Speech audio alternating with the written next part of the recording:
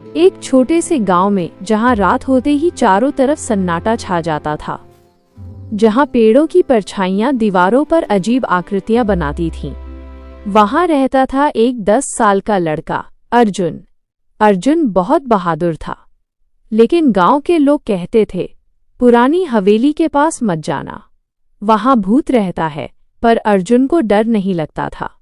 गांव के किनारे एक टूटी फूटी हवेली थी। दरवाजे चर्र चर्र करते थे, खिड़कियां अपने आप खुल जाती थीं और रात में वहां से अजीब सी हंसी सुनाई देती थी। एक दिन अर्जुन ने सोचा, सब कहते हैं भूत है, आज मैं खुद देखूंगा। वो टॉर्च लेकर हवेली में घुस गया। अंदर बहुत अंधेरा था, जाले लटके हुए थे और अचानक धड़ाम, दरवाजा अपने आप बंद हो गया। अर्जुन थोड़ा घबराया, लेकिन बोला, जो भी हो सामने आ जाओ। तभी एक सफेद धुंधली आकृति उसके सामने प्रकट हुई।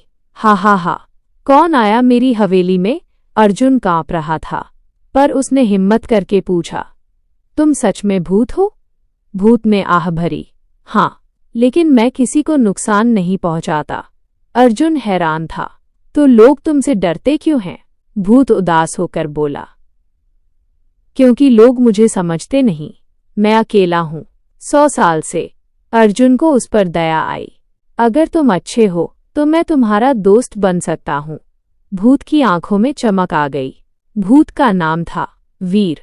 वो पहले इस हवेली में रहने वाला एक बहादुर सैनिक था। एक लड़ाई में उसने गांव वालों को बचाया, लेकिन खुद शहीद हो गया। लोग उसे भूल गए और उसकी आत्मा यहीं रह गई।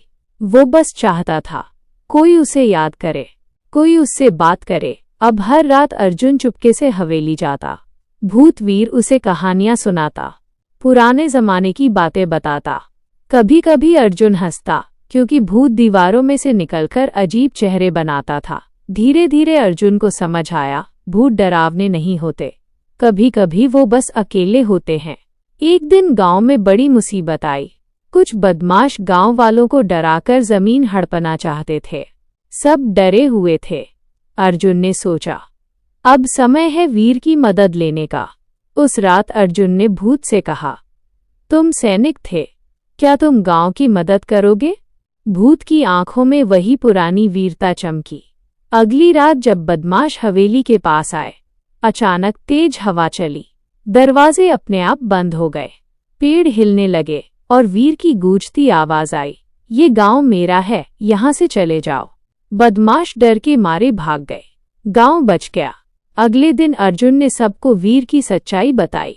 गांव वालों ने हवेली के बाहर एक छोटा सा पत्थर लगाया। वीर, हमारे रक्षक उस दिन पहली बार। भूत मुस्कुराया। धीरे धीरे उसकी आत्मा को शांति मिली और एक रात वो आसमान की रोशनी में विलीन हो गया। अर्जुन आसमान की ओर देखकर बोला, दोस्ती डर से बड़ी होती है। और गांव में फिर कभी किसी ने भूत से डरना नहीं सीखा, बल्कि समझना सीखा।